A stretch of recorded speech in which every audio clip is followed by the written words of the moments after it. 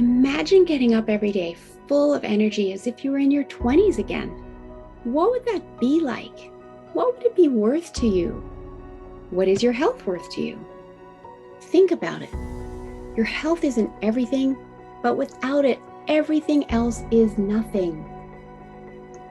And yet, too many of us are taking it for granted until something goes wrong. And no one wakes up hoping to be diagnosed with a disease or chronic illness. And yet, we've never been taught how to be proactive in our health through our school or public health. As a registered health coach and integrative health practitioner, I believe it's time this information is made available to everyone. Combining new knowledge around your health and the ability to do my functional medicine lab tests in the comfort of your own home will allow you to optimize your health for today and all your tomorrows. Don't wait for your wake-up call. Welcome back to another episode of the Don't Wait for Your Wake-Up Call podcast. I am Melissa Deely, your host, and today I have a question for you. I want to ask you, how do you choose to show up in the world? Not how do you want to show up, or even how you wish you showed up. How do you actually show up? Day after day, moment after moment, and especially when life throws you a curveball. Because here's the truth. The way you show up energetically determines what you experience in your life. And that's not motivational fluff. That's the law, just like gravity. You don't negotiate with gravity, you don't manipulate gravity, and you certainly don't get to opt out of gravity, at least not without dangerous results. You can pretend it doesn't exist, and guess what? Gravity will still win. And the same is true for the energetic laws that govern the universe. We are energy. Everything is energy. Your thoughts are energy. Your emotions are energy. Your beliefs are energy. And the law of attraction simply responds to the frequency you are broadcasting. So the energy you put out is the energy you receive back. The frequency you resonate at is the frequency you attract in. Which means if you don't like what you're attracting, the question becomes, what are you putting out? And this applies in all areas of your life. The type of clients you are attracting in your business, the type of partner you are attracting in a relationship, the type of investment opportunities that you are attracting into your financial circumstances. It applies everywhere. And so this is where personal responsibility comes in. Not from a place of blame and not from a place of shame, rather from a place of empowerment, because responsibility equals power. When we take responsibility, we are standing in our power. If you have the power to create it, you also have the power to change it.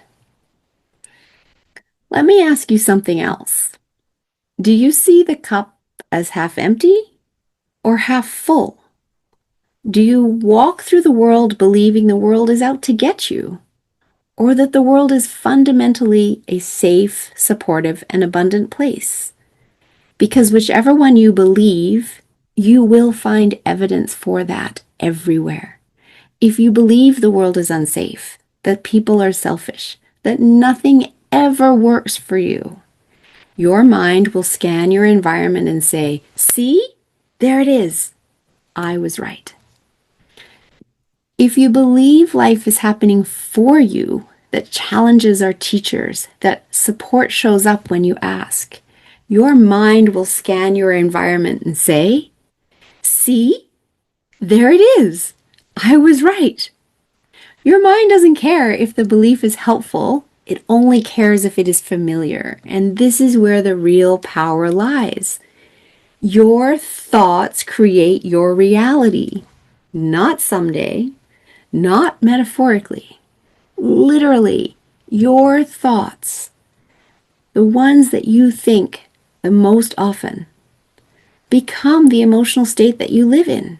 That emotional state becomes the actions you take or don't take, and those actions create your results. And here's the part most people miss.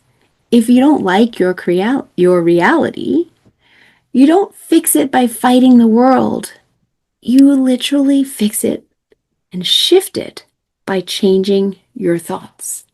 And that means learning to notice that the thoughts are not serving you and releasing them.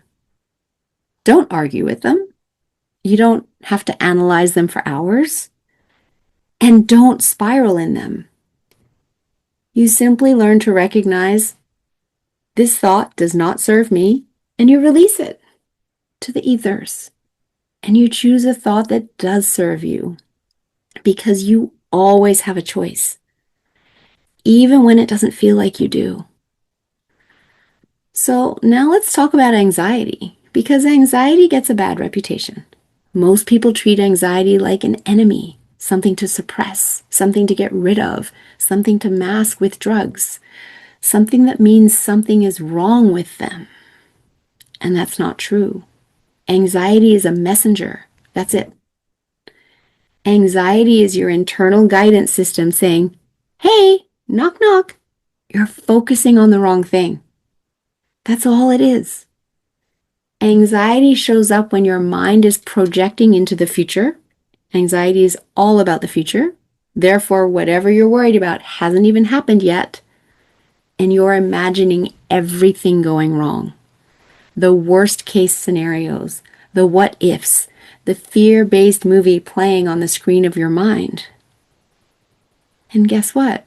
If you can imagine it all going wrong, you can also imagine it all going right. And the moment you stop focusing on everything going wrong and start focusing on it going exactly the way you want it to go, the anxiety releases from your body because it's done its job. That's what we call clear the screen. You clear the screen of the fear-based movie and you consciously choose a new one. Not because you're pretending and not because you're bypassing reality. Because your unconscious mind responds to imagery and emotion, and it doesn't know the difference between what you imagine and what you experience. So when you change the movie, you change the signal. When you change the signal, your reality follows. So let's take this one step further, because this is where most people get stuck. This is where people end up living in what I like to call victim island. Victim Island is a real place. You've probably been there. The stories sound like this. This always happens to me. Nothing ever works out for me. Other people have it easier. I can't because. I'm stuck because. On Victim Island, everything is happening to you. There's a lot of blame, a lot of justification, a lot of waiting. And here's the thing. Victim Island is very convincing. It feels real. It feels justified. It feels familiar. And you are never shamed for being there. You're human. Life throws us curveballs. People do disappoint us. Plans fall apart. Grief happens. Loss happens. You will end up on Victim Island at some point. I know I do. The difference is not whether you visit, it's how long you stay. Because right across the water, there's another place, and we call it Solution City. And Solution City is a very different vibe. In Solution City, life is more fun. There are more options. There's creativity and possibility. The restaurants are better. There's a community of people to support you and lift you up. There's laughter. In Solution City, the questions sound like this. How is this happening for me? What am I meant to learn here? What is my next aligned step? Who can support me right now? What's another way to look at this? In Solution City, you understand that challenges are feedback, not punishment. And here's the most important part. You can't think like a victim and live in Solution City. They are different frequencies. And the bridge between Victim Island and Solution City is your thoughts. That's it. The thoughts running unconsciously in your mind determine which place you're living in. This is where working with the unconscious mind becomes essential because you don't consciously choose most of your thoughts. They're conditioned, programmed, learned from childhood, from past experiences, from emotional events where your nervous system decided this is how the world works. And they are literally running about 95% of the time. And if you don't clean those filters, the movie that plays will default to fear, limitation, and self-protection. The good news is we can clear the filters. We can clear the screen.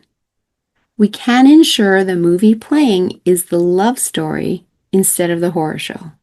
And this is where tools like timeline therapy come in, allowing you to release emotional baggage from the past without reliving it, without analyzing it, without staying stuck in it, without even having to talk about what happened. And when those filters clear, your perception changes. And when your perception changes, your choices change. And when choices change, your life changes. So here's a simple practice you can start using immediately. The moment you notice you feel down or stuck or overwhelmed, simply pause and ask yourself, what am I thinking right now? Not what happened or not who said what. What thought is running? And then ask, is this thought serving me? And if the answer is no, release it and consciously choose a new one.